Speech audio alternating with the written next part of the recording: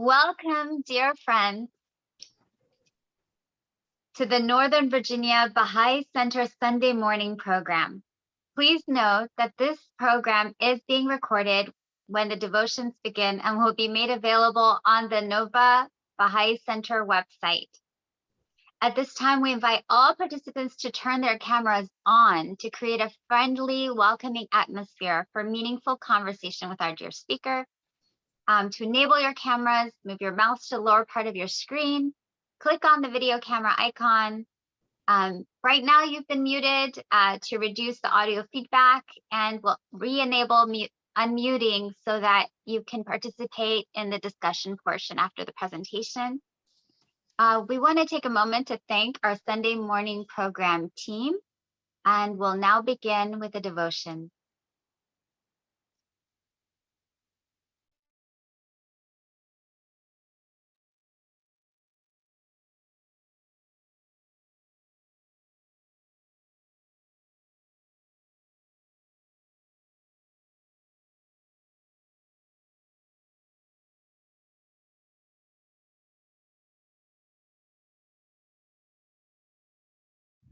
Oh my God, unite the hearts of thy servants, and reveal to them thy great purpose. May they follow thy commandments and abide in thy law. Help them, O God, in their endeavor, and grant them strength to serve thee.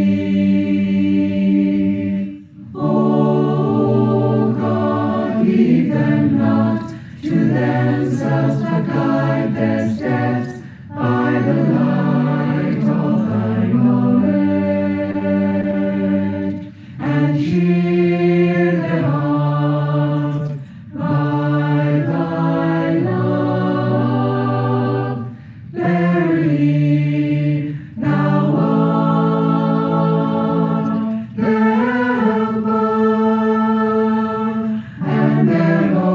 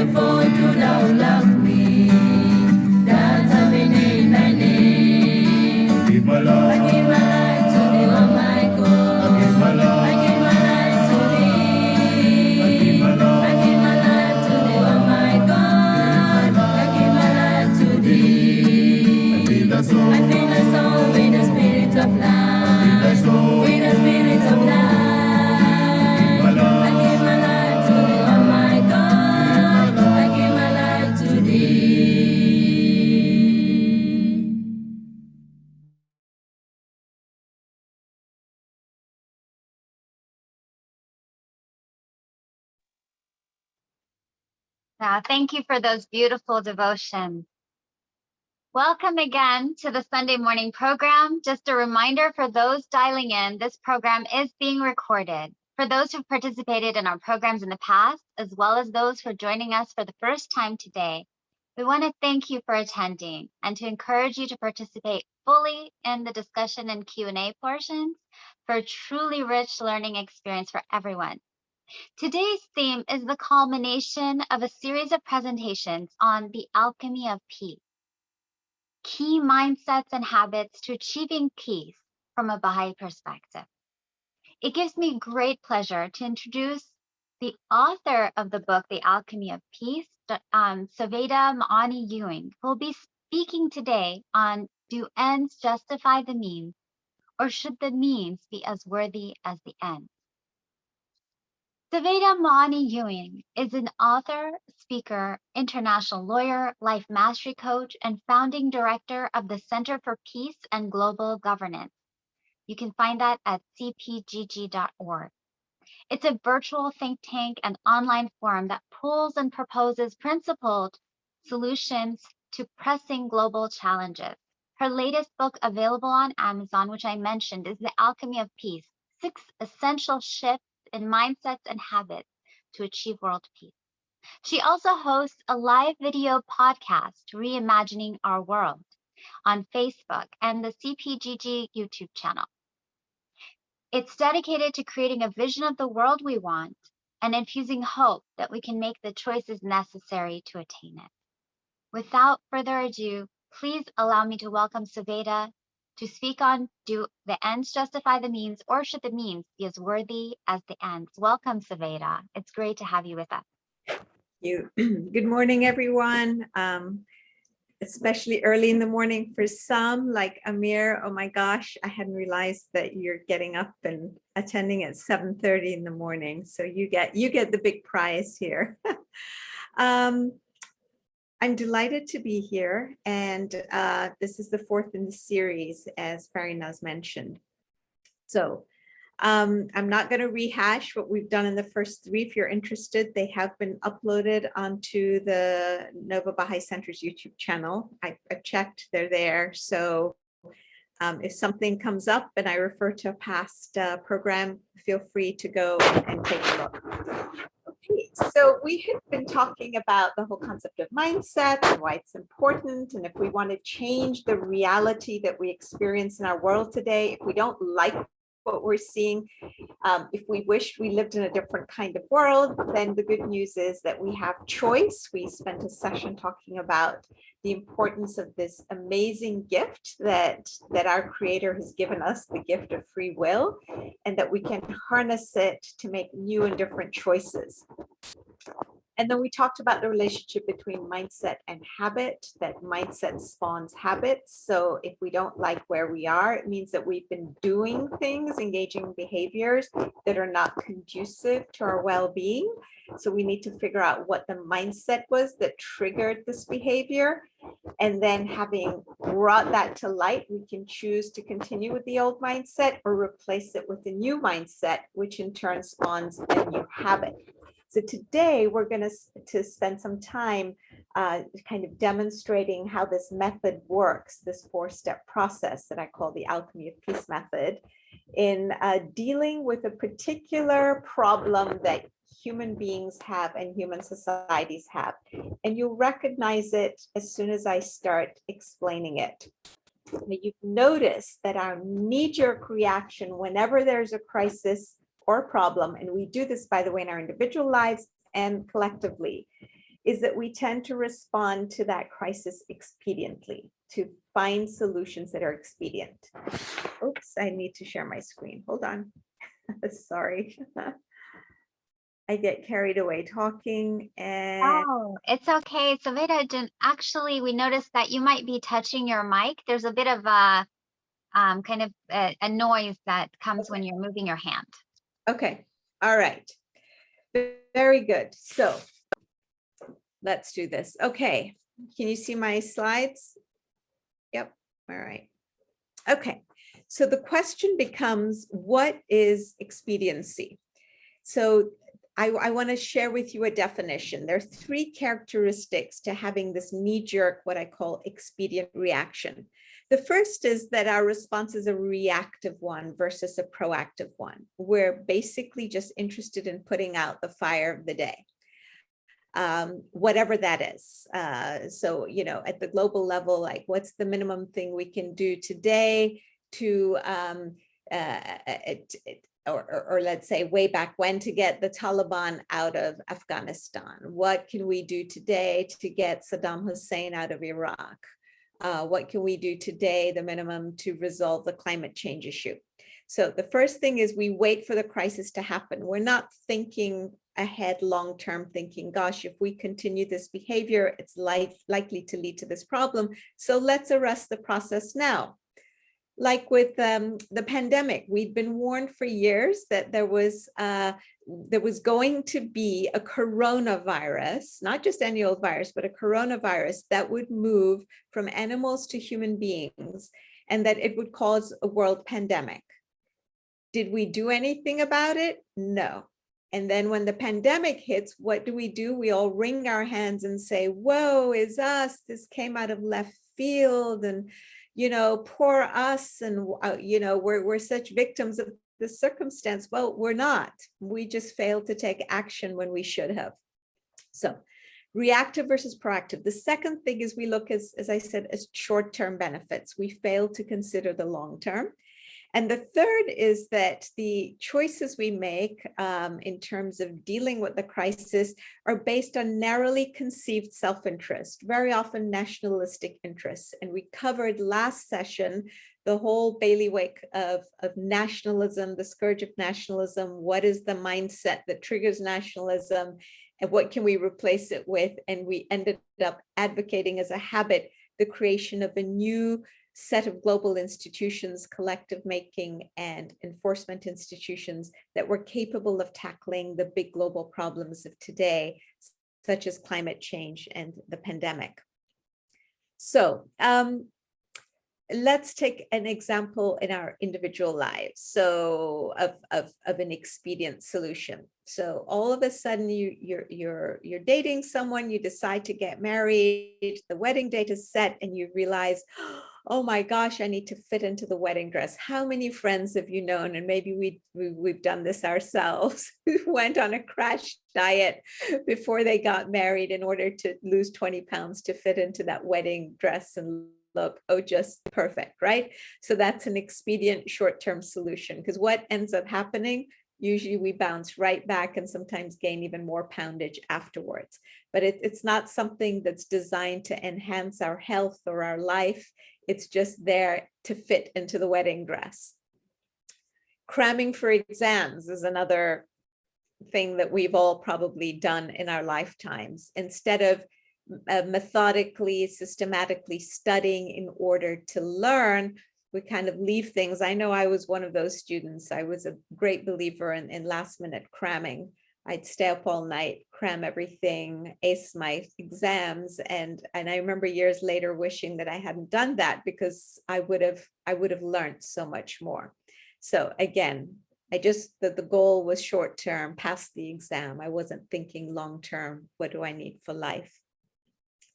So examples in our national life, collective life, global life: breaking social distancing and masking rules in order to attend a wedding or a birthday or Christmas, leading to super spreading events, right? We saw that happen during the pandemic. People were thinking short term in their own interest, and it was a reaction to, oh, there's an event coming up, I can't let my grandparents down, I can't not show up for Thanksgiving. Thanksgiving's around the corner again, the pandemic isn't gone.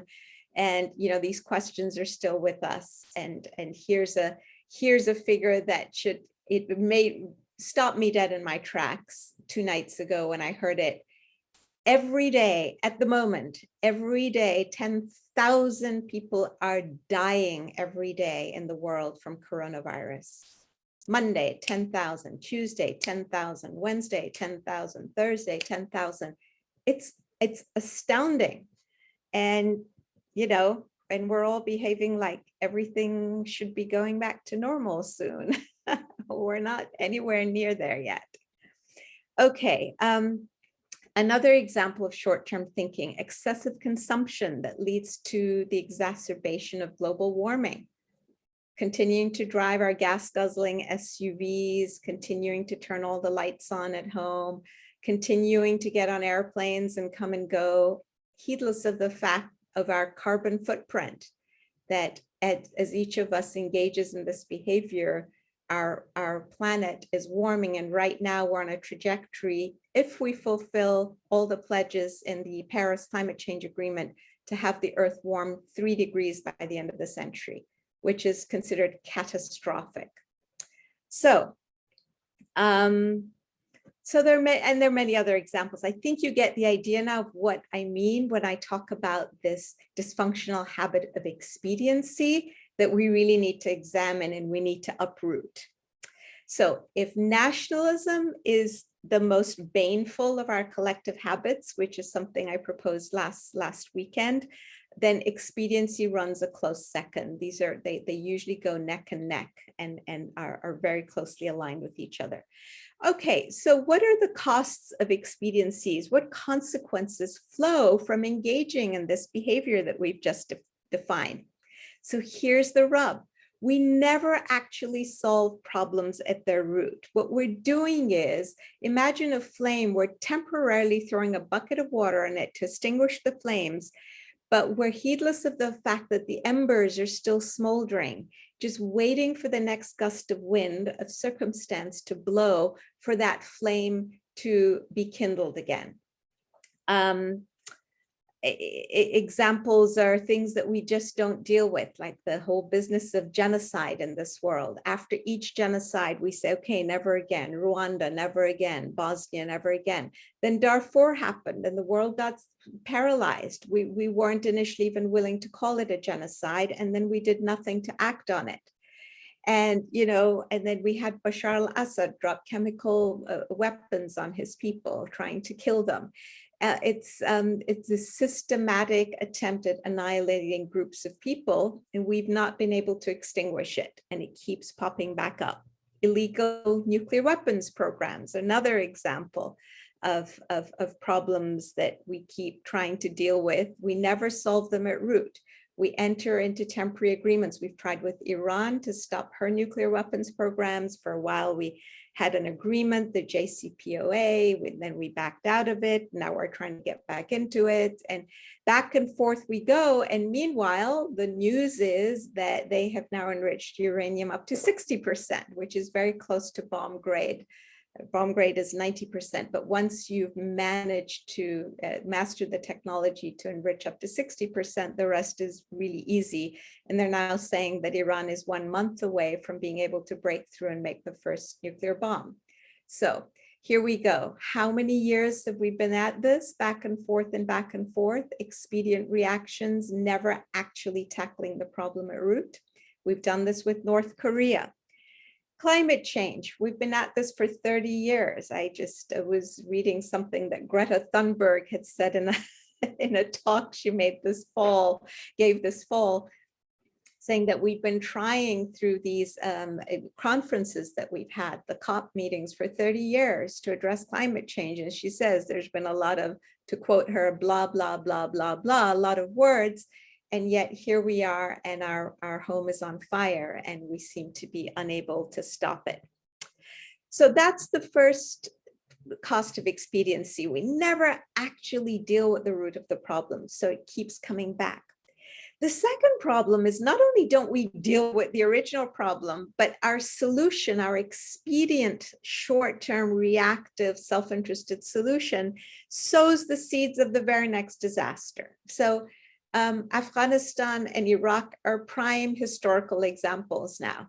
So we all know why, what we did with Afghanistan. The Soviets were there for a while. We didn't like it. We wanted them out. That was our short term. That's what we want. That was our short term goal. And we'll do what? Anything to achieve it.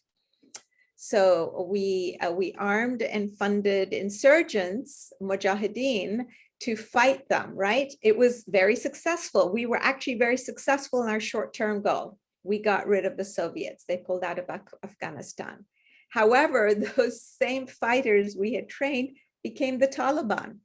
And then what ended up happening? This was a new disaster we sowed without thinking about it. You're arming people and giving them funds. What do you think's going to happen down the line?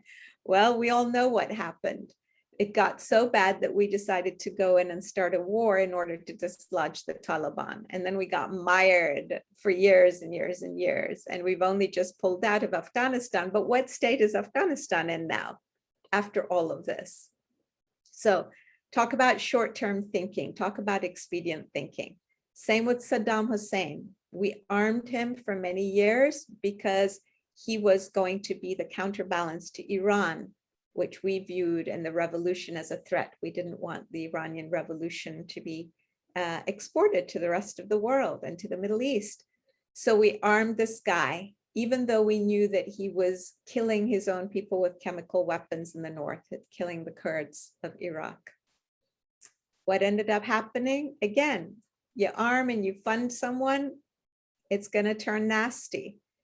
And then we ended up going in trying to get rid of him. And then we ended up mired in Iraq, and we're still there. So these are all examples, historical examples of, and by the way, I'm not commenting on, partisan politics, who did what, why. That's not the point. The point is that all countries engage in short-term expedient thinking that's reactive, and they end up creating more and more and more disasters. The third problem with expediency is that the solutions in one area of international life tend to undermine another. So for example, countries have energy needs, right? And at the same time, they advocate that they are in favor of human rights. So what do? When expediency dictates in the short term that they prioritize one over the other, they're willing to turn a completely blind eye. So let's take like China in Sudan. China had gotten a lot of oil concessions in Sudan because she needed a lot of energy for her economic development. Then when the Darfur crisis happened and the Security Council wanted to vote to call it a genocide, why did that not happen? Because China, who had veto power, said, I will veto it if you raise such a resolution, because the reasoning was, they didn't articulate this, but everybody understood that they didn't want to lose their oil concessions in Sudan. So they were willing to turn a blind eye to genocide and human rights abuses in the name of, we want to have energy. And all countries, again, do this, and we do this on a regular basis. This is not confined to any one country. It's not China alone. It's we all do it. Our country has turned a blind eye to human rights abuses in the name of having other countries on board like Pakistan with us to help us in our fight against terrorism. So this is just, as I say, it's a dysfunctional habit. Just like we in our lives have dysfunctional habits, we as groups in international society tend to have these habits, and the main thing is to identify them. Okay, now I'm going to give you an overall example of how this whole business of expediency with all its elements and all its costs comes to pass. It's actually quite an interesting, stark example.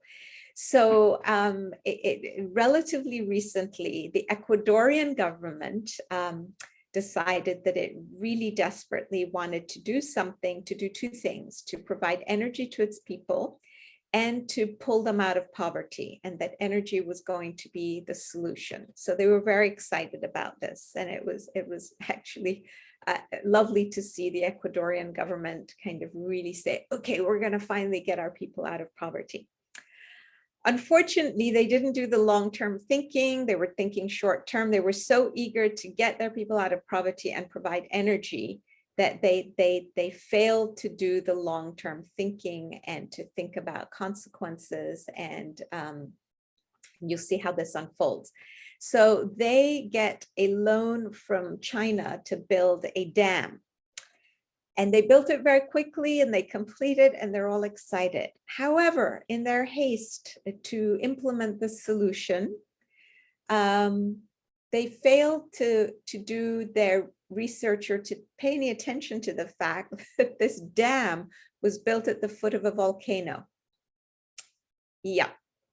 So within 2 years of the dam being built, there were 7,000 cracks in it. The reservoir was filled with silt and brush and bushes. And so basically not usable, right?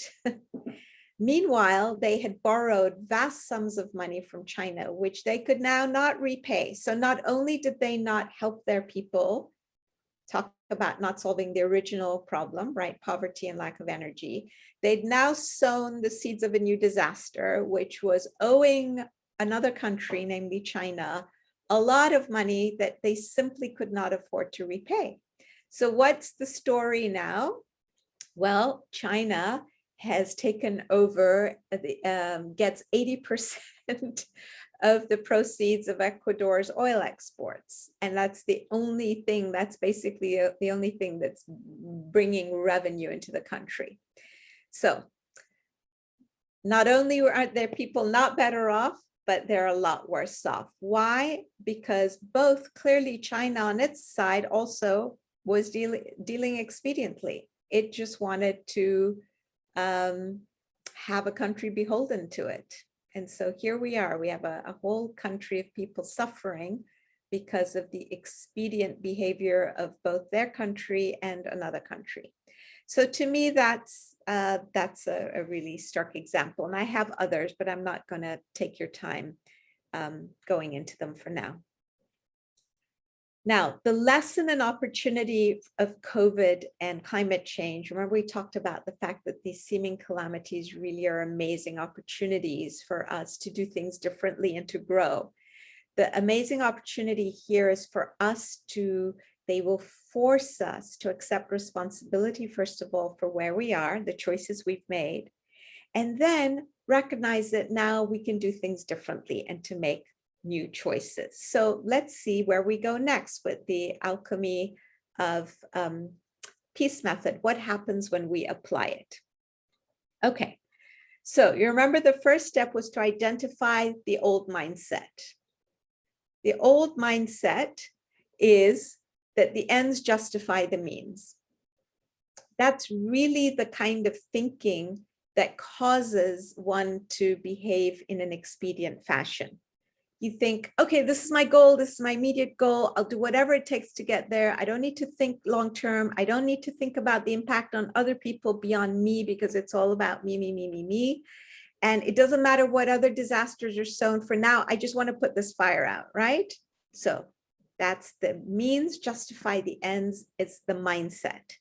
And it doesn't matter how much harm is caused. So we will use interrogation techniques with prisoners. We'll torture them. Why? Because the short-term thing we want to do is we just want to get intelligence out of them. Even though all the studies have chosen that have shown that interrogation techniques fail to yield accurate information, we still engage in it because we just feel, okay, like, you know what, it doesn't matter, torture doesn't matter as long as we have security and we keep ourselves safe. So we're actually not thinking about all the consequences of this behavior. The old habit that the ends justify the means results in is the habit of expediency, and we've just spent a bit of time unpacking it. So the question becomes recognizing that the old mindset doesn't work, and we talked about then weeding it out. So we weed it out. What do we replace it with? We need to adopt a new mindset, which is what I call the consistency rule, which in short is that the means must be as worthy as the ends. This is so important. And you know what? Life becomes so much easier and more congruent when we start applying this principle in even our daily individual lives. Whenever we want to do something, if we just stop and think, okay, I have this goal in mind, but is the way I'm going to go about getting to this goal, is it as worthy as the goal itself? It just makes life much easier, and our inner and outer lives become more congruent with each other. We don't have to be people of faith, for instance, who go to church or mosque or synagogue or anywhere else, temple, once a week or however often we go, and vow to be one kind of person and then live our external lives at work or dealing with the person on the street or our neighbors in ways that are inconsistent with and incongruent with who we are. This rule actually helps us lead lives that are congruent internally and externally. Because fundamentally, when we recognize that the means have to be as worthy as the ends, here's what we're understanding: that the quality of the journey is what matters in life rather than the arrival at the destination.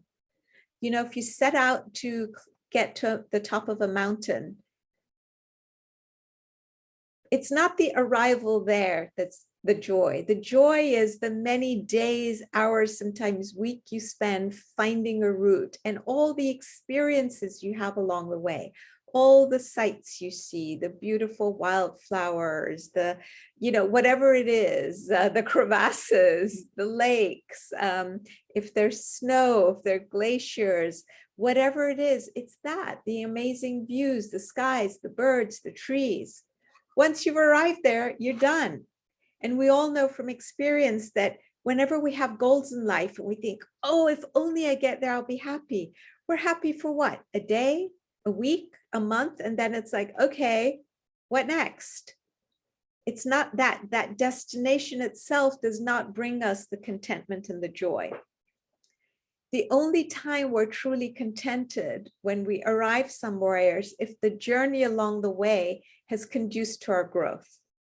Then we feel that the journey was valuable. And if you think about it, you don't then say, oh, that moment on the summit. You say, wow, that journey was so amazing. I learned so much about myself. I learned how to be patient, how to solve problems, how to find workarounds. It built my confidence, the views I saw, the birds I heard, the peacefulness I felt. Those are the things you remember, not that moment that you were at, you know, you arrived at the destination, because then it's time to move on to the next thing. So life is all about growth. And the goals we set are merely a tool for us to harness our energies in service of that growth and to harness that free will choice that we talked about. The goals provide us with the means for organizing our lives, both individually and collectively. But for the goals to be meaningful, we have to figure out means that are as worthy as those goals. Okay, so if we were to adopt this new mindset that the means are as worthy as the ends, what new habit would it lead to replace what? The old habit of expediency. So if we're going to get rid of the habit of expediency, what's the new habit that we're going to adopt in its place? And the new habit I propose is a principled approach to tackling challenges, whether in our individual lives or here we've been talking a lot about our global society collectively. Essentially what it means, remember last time we talked about getting rid of the bane of nationalism, that the old habit, and the new habit was creating this new system of global governance to tackle our existential global challenges like climate change or the threat of a nuclear holocaust. Well, it's not enough to build an institutional structure.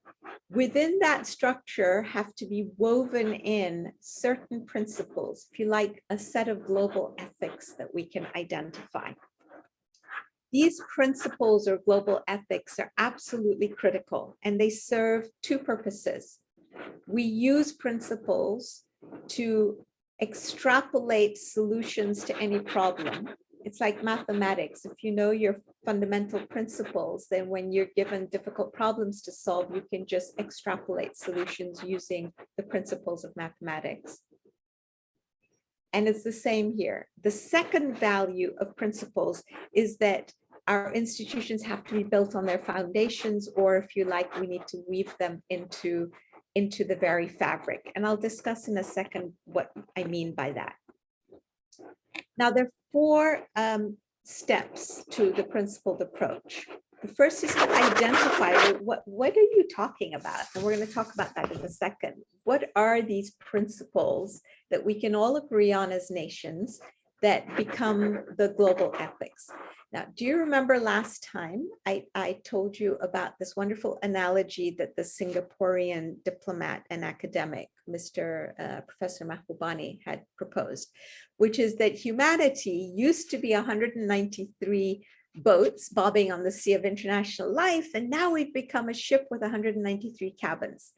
And although each of the cabins is run very well internally, so each cabin representing each nation, the ship as a whole lacks a captain or crew. So when a storm hits, there's no one minding the ship and steering it to safe harbor. And that was his way of explaining the need for a new system of global governance to tackle these global collective challenges that can only be resolved collectively by everyone participating, like climate change. Now, the second thing he said that ties into this business of principles is he said the second problem we have is that each of these cabins is run on the basis of has their own internal rules and values. He says the problem is that the values on which some of these cabins are run are so dangerous that they threaten to scuttle or sink the whole ship. Okay, so values. Think about countries who are dealing right now with their people in ways that has disturbed not just the peace of that nation, but the peace of the planet. Syria, for me, is a very good example. What's gone on in Syria in these so many years has been essentially a civil war that led to fertile environment for ISIL to start flourishing, that became such a terrorist threat to the whole world. It spawned a refugee crisis and an internal displacement crisis, so that up to 50% of the people of Syria are either displaced or refugees. The refugee problem caused problems for the surrounding nations like Jordan, Turkey, Lebanon, and made them unstable. And the refugee crisis spawned instability in Europe, where nations reacted with a right-wing populism, many of them, in order to keep these migrants out, right? And it caused dissension and disunity in the ranks of the European Union, and ultimately caused Brexit. Really the prime driver for Brexit was wanting to keep immigrants out. So this one country, its internal behavior, and you know that the world stood by for a while and said it's their problem, let them take care of it. Oh well, in an interconnected, interdependent world like ours is, that made zero sense. And we learned the very hard way that indeed it wasn't their problem, it was all of our problems. And it has continued to be a headache. So that's just one example of the fact that we need to understand that we need to achieve consensus, come together and agree on a set of principles. Once we've agreed on them, we need to achieve consensus on them. So identify them first, then secondly, agree on them. Thirdly, apply them methodically to solving any problem. So whenever you have a problem, the nuclear proliferation problem, a border problem, sharing of water rights between states or nations, the pandemic, vaccine nationalism, whatever the problem, if you apply these principles methodically, you can demonstrate that the solutions are there. For those of you who are interested in seeing how this unpacks itself, I actually wrote a book on this, Collective Security Within Reach, in 2008, demonstrating, what if we were to adopt this set of principles, achieve consensus around them. Now let's take a series of global problems and demonstrate what would happen if we applied this set of principles to tackling this problem. And it's amazing how it yields results so much more easily than where we are now. And then the third thing is to apply them without compromise. And we've had so many men and women of wisdom who have tried to convey this point to us. So you've got the famous American speaker, coach, and author, John Maxwell, who said, policies are many, principles are few. Policies will change, principles never do. So this is the foundation of the building, right? So you build a house. You can always renovate your house. You can change the furniture, you can change the internal decor, you can knock down walls, you can add walls, you can put in more windows, you can break things up and put in less windows, but you can't say, okay, today I'm just going to shift the foundation from here to there.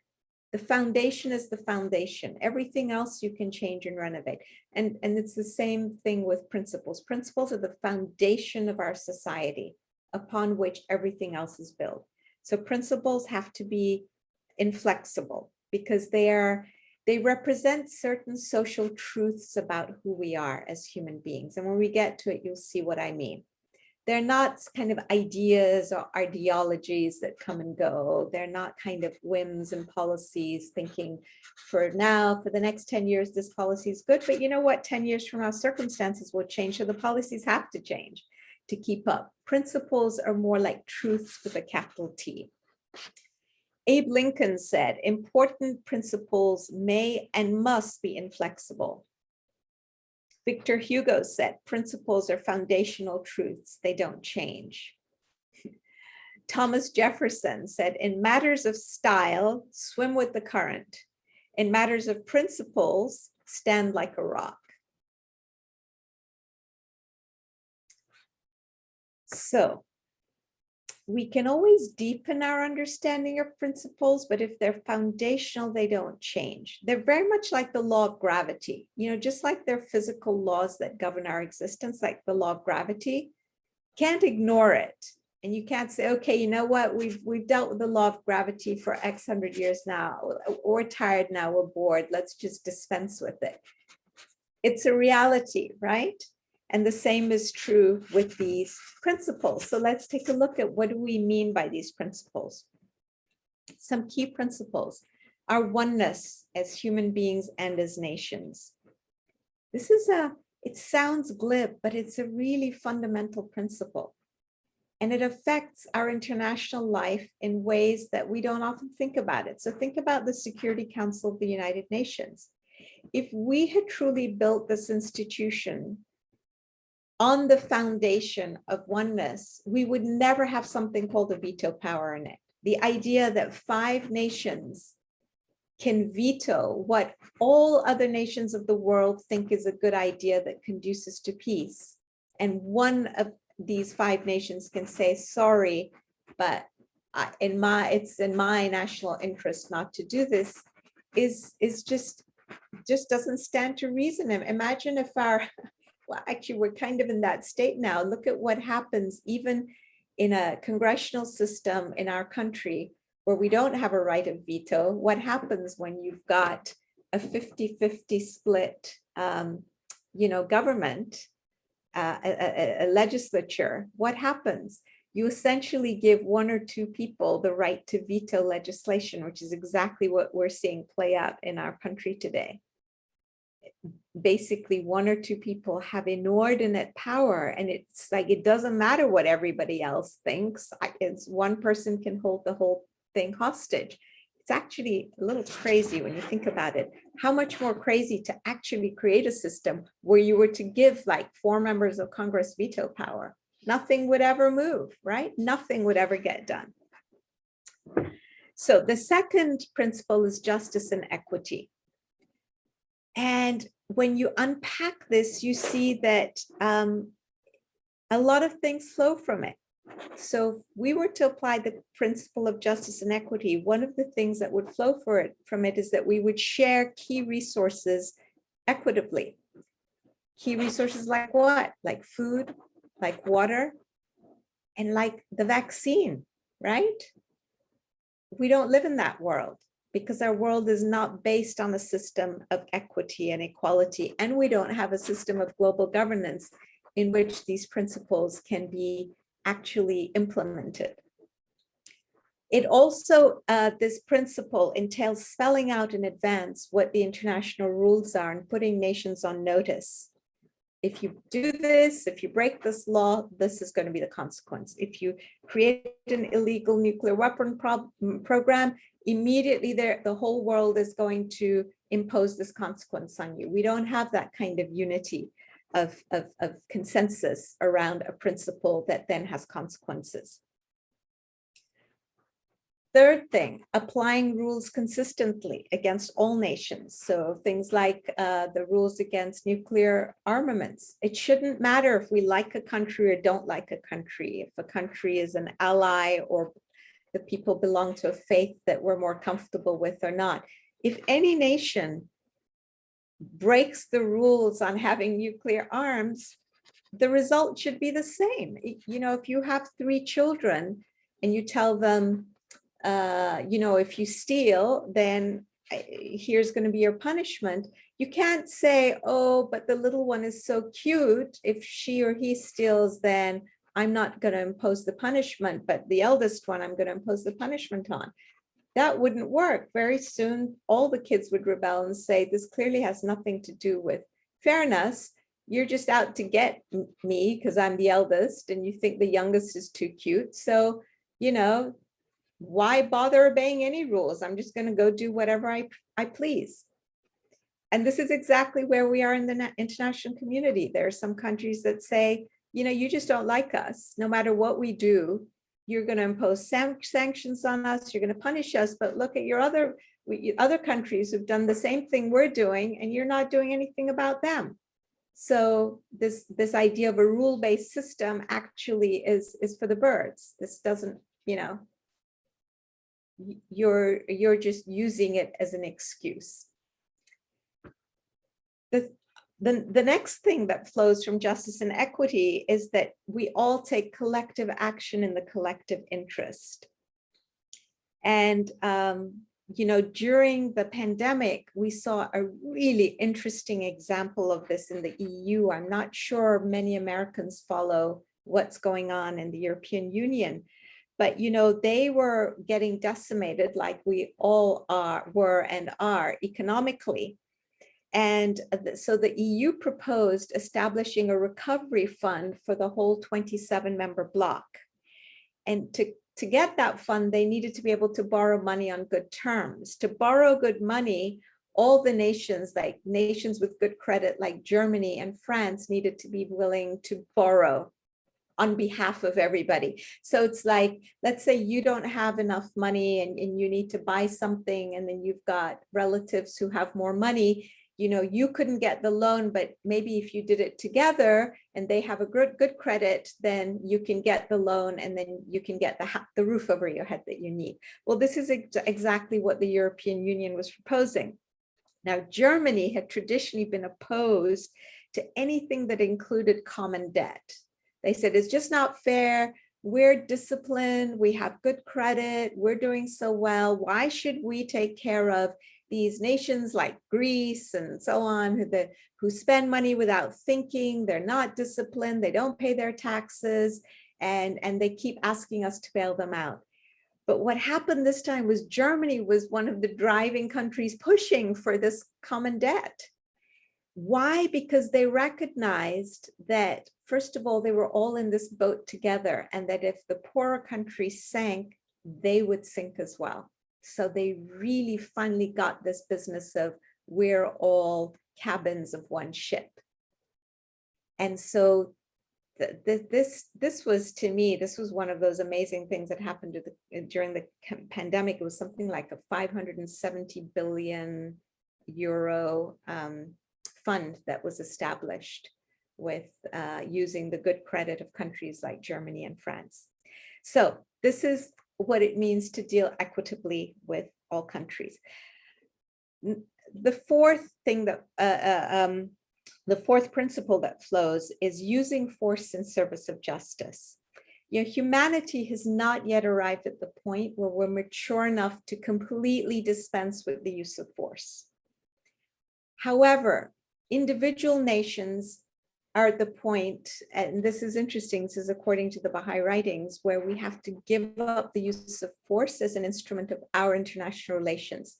Force can only be used under the Baha'i model by the international community collectively through a collective model in which all nations are represented. In other words, an international standing force in which every country contributes forces and equipment, and that is under the authority of a world legislature that is elected by all the peoples of the world. So you don't have an individual nation having more clout than another. This is like a true, it's like a world parliament, if you like. And if we think of why force is sometimes necessary, the way I think about it that helps me is like chemotherapy. Right now, we haven't yet come up with holistic ways of dealing with cancer that don't involve the use of chemotherapy. There are instances where chemotherapy is indicated. They're very harsh, toxic chemicals, and they destroy a bunch of good cells along with the cancerous ones. But if the difference is between the patient dying or living, we don't stop and say, oh, I don't want to let a few bad cells or a whole bunch of good cells, sorry, to die. Because then if we don't do anything, then the patient dies.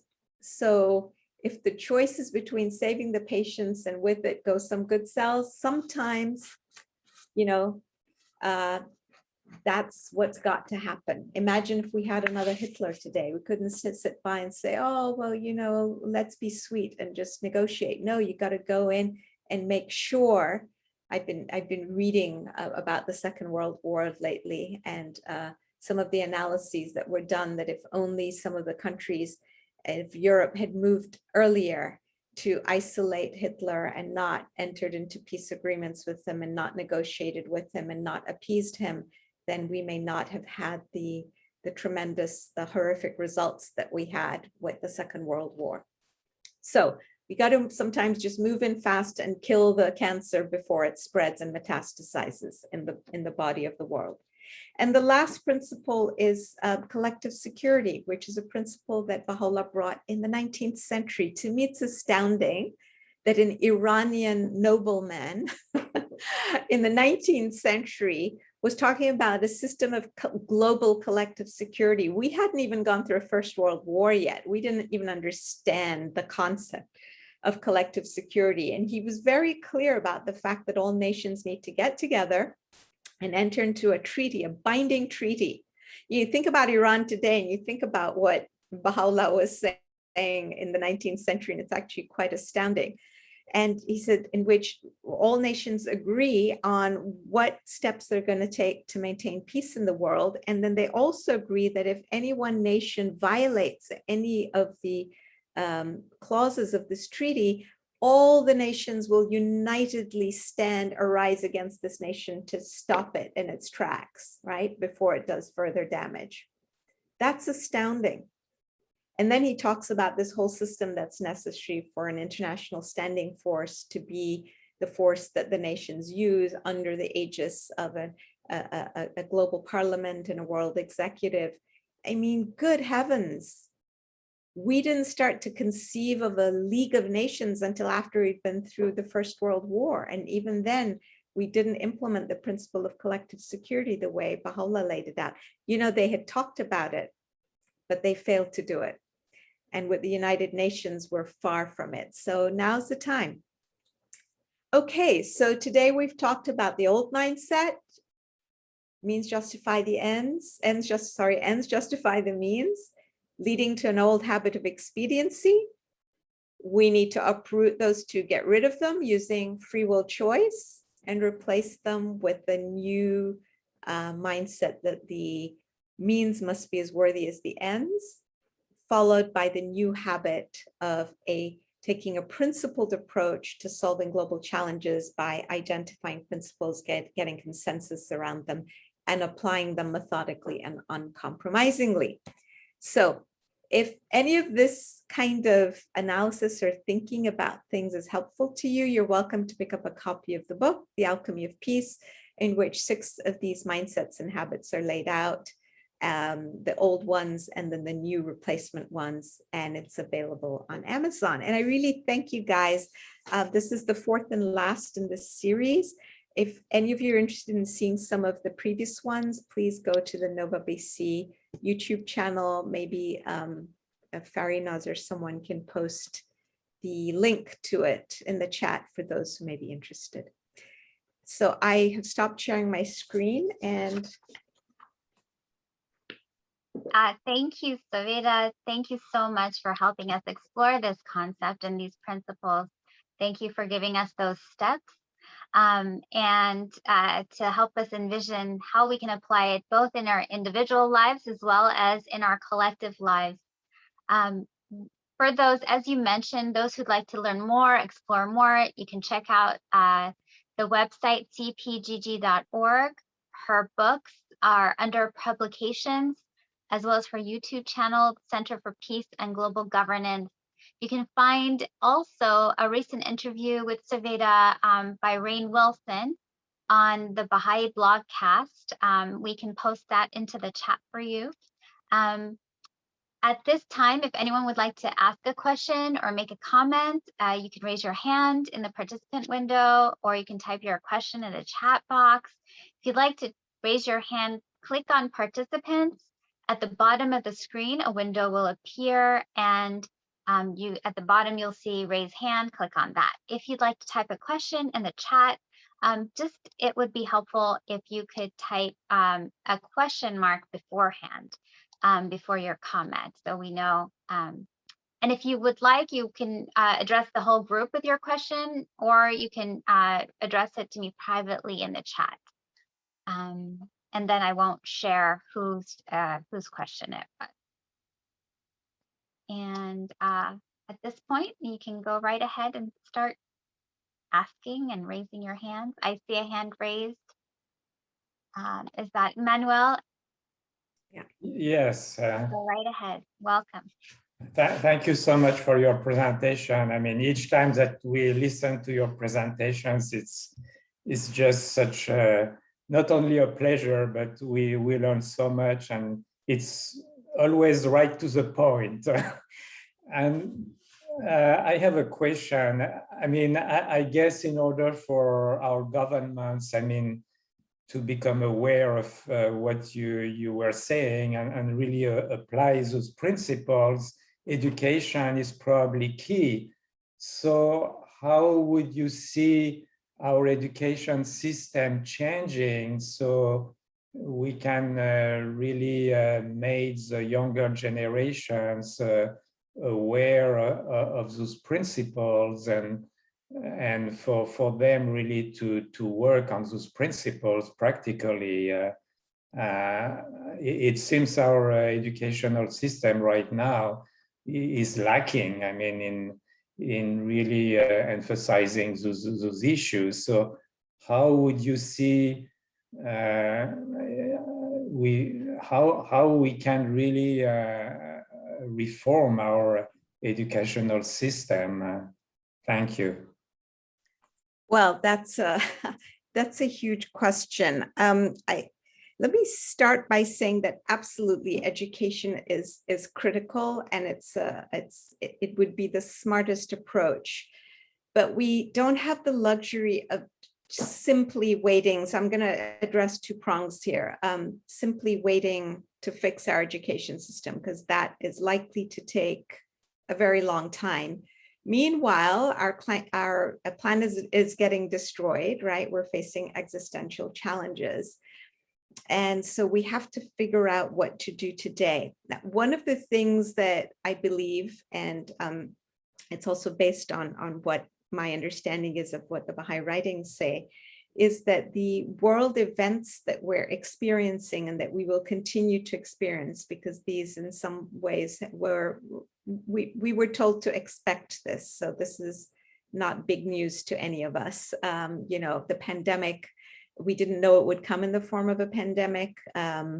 Climate change, you know, we didn't know it would be climate change, but we knew that there would be global catastrophes and challenges that would serve the purpose of purging and purifying and preparing humanity for the next stage in its collective development, which is the stage of maturity, because we're now in the Baha'i vision in the stage of a collective turbulent adolescence.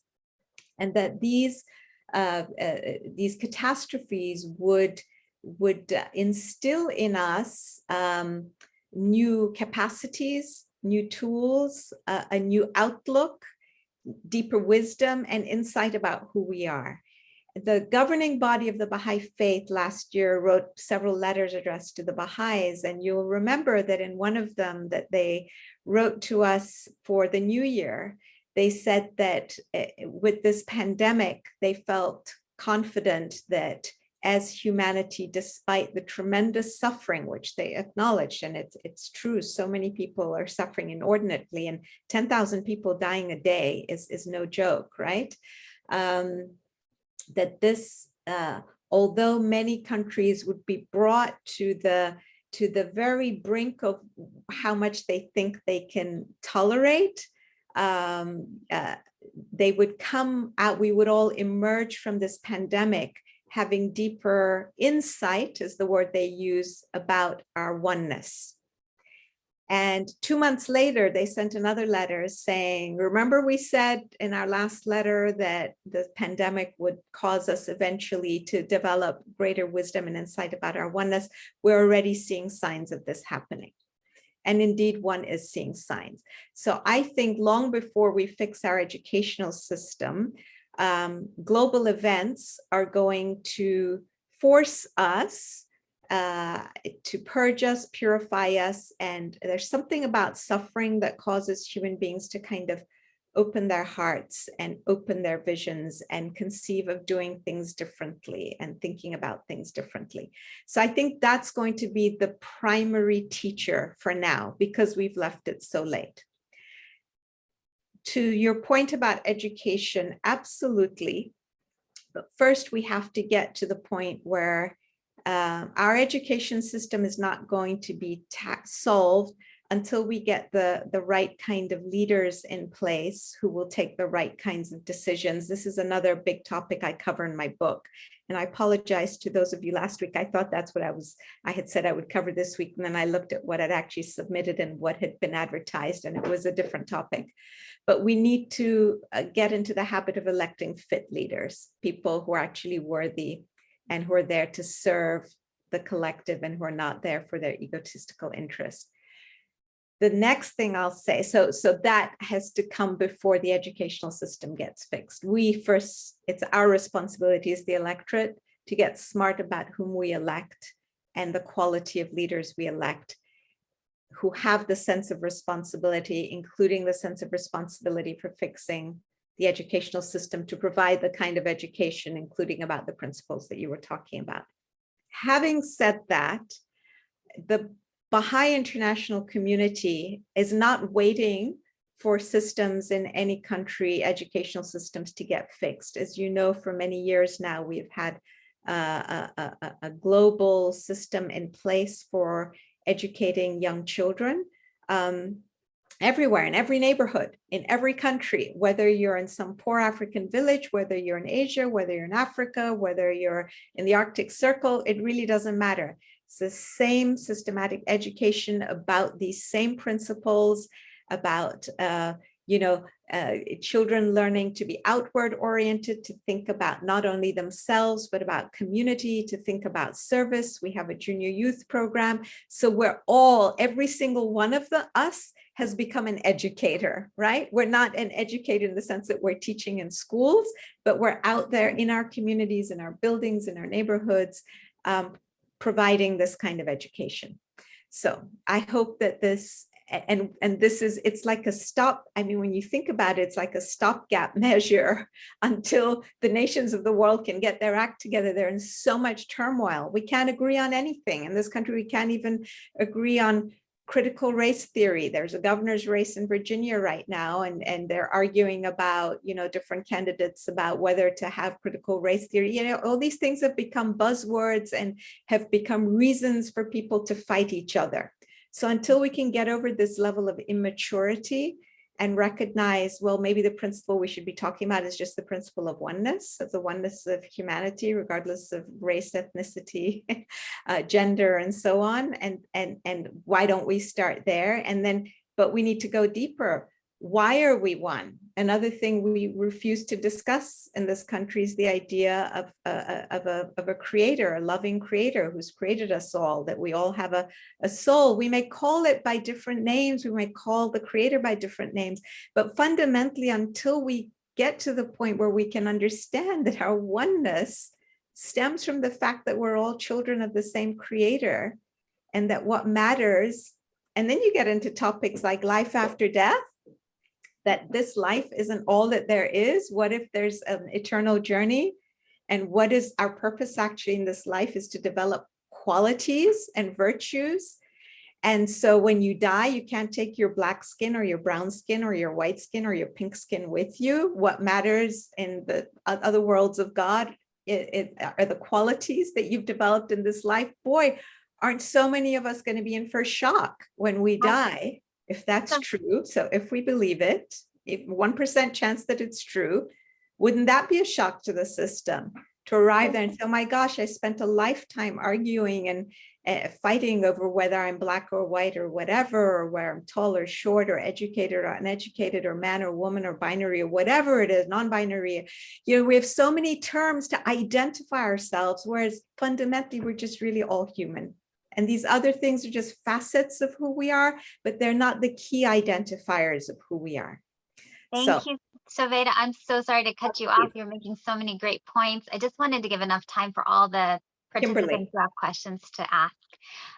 Kimberly, go ahead. Hello, this is my first time joining, and it was very interesting to listen to you. Thank you so much. I'm still learning a lot about these principles, and I guess my main question is, I'm definitely in agreement that that there should be justice and equity for all people, and ultimately that we would all be united as one. But where do you get your hope from? Because it feels pretty hopeless. It feels pretty overwhelming that there's no way that this could ever be accomplished. So I want to know where your hope comes from. Yeah, that's the key. So this is why I've embarked on this journey. This is why I wrote the book and I have the video podcast. My one goal is to engender hope. So the hope comes from certain mindsets, and I think that you might be interested in what we covered in the very first session. So my hope is engendered by the fact that I have a vision, thanks to my faith, but I have the vision that everything the world is experiencing is evidence of us going through, as I said, a period of turbulent adolescence. So instead of having the mindset of, oh, you know what, we human beings have always been aggressive, we've always been violent, we always seem to fight against each other, we always seem to find a way to create barriers, we're never going to change, it's always going to be the same. And wow, look at our world, it's just going from bad to worse, right? Things are just, seriously, how much worse can it get? And you guys are saying it's going to get better. So my first prism through which I look is I recognize, okay, I had a teenager, and as a parent of a teenager, even when they were acting out and I was ready to pull my hair out, I would never dream of throwing that teenager out of the house. Why? Because I have perspective. I recognize that this is just a phase, and that their maturity is coming. Doesn't look like it when you're living through those horrific teenage years, but maturity is coming. And therefore I have the patience and the wisdom with that teenager, with myself, and I hold the space for them, and I keep trying. I don't give up. This is exactly the attitude that I take, therefore, to where humanity is. Yes, when I look at what's been happening with climate change, for instance, I do want to sometimes tear my hair out. I see all these guys and women have gathered now in Glasgow for 2 weeks, and I see how far we are from where we need to be. And yet we can't give up hope. We simply can't afford to give up hope. What is the alternative? What is the alternative? The alternative is that we're driving this train off the edge of the cliff. So we need to do something. And I do actually have the belief that we will come out of it. So that's one thing. The second thing that gives me hope is the idea, again, from the Baha'i writings, that what we're seeing is a birthing process of a new way of being in the world, this world that you described, that that we all want, in which we're unified and where there's peace, security, and we're all unified.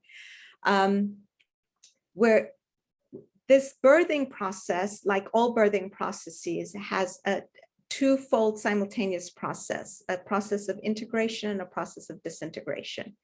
And what we're witnessing, and what the analogy you gave, that's why I said I'll very quickly say that when a caterpillar transforms into a butterfly, it goes, if you look at that process of the caterpillar gorging itself, cocooning itself, eventually excreting enzymes that destroy its body, but at the same time, these imaginal discs, these small clusters of cells that no one can see, start rapidly proliferating, and they are each associated with a part of the butterfly.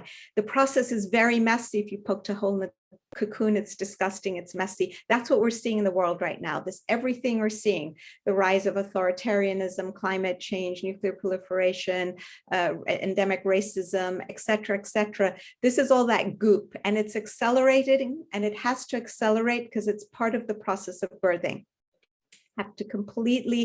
We have to watch the decline of the old way of doing things. Things have to get so bad that we all become disillusioned, that it stirs our conscience, as we saw during the pandemic with George Floyd's death. This was not new. It's been happening for years. This was nothing, as my Black friends tell me, it's been happening.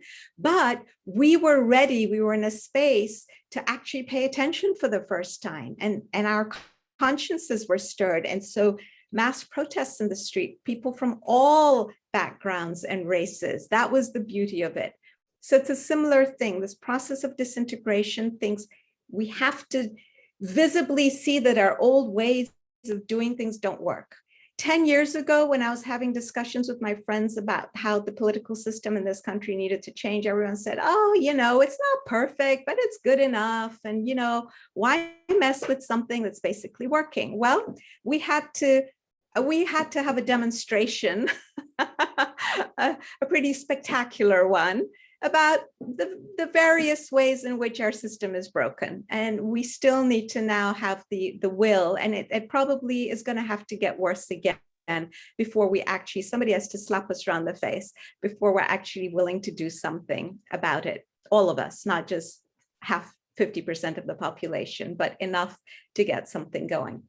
Thank you. Twin processes, let me just finish, Farinaz, please, will lead to the birthing of something new. So that's what gives me hope. And it's so important that the acceleration of the forces of disintegration, integration are there to remove the blocks that have hindered us from exactly the kind of world we want. And there's a lot of evidence that that is happening. So that's what gives me, some of what gives me hope. Thanks for your patience, Farinaz. No, I just, I love how you articulate these thoughts. I was wondering if maybe we could provide some time, and also we wanted to discontinue the recording because some people may feel more comfortable sharing their opinions and their thoughts, comments. If, of course, questions are also welcome, but let's turn this into a discussion. If there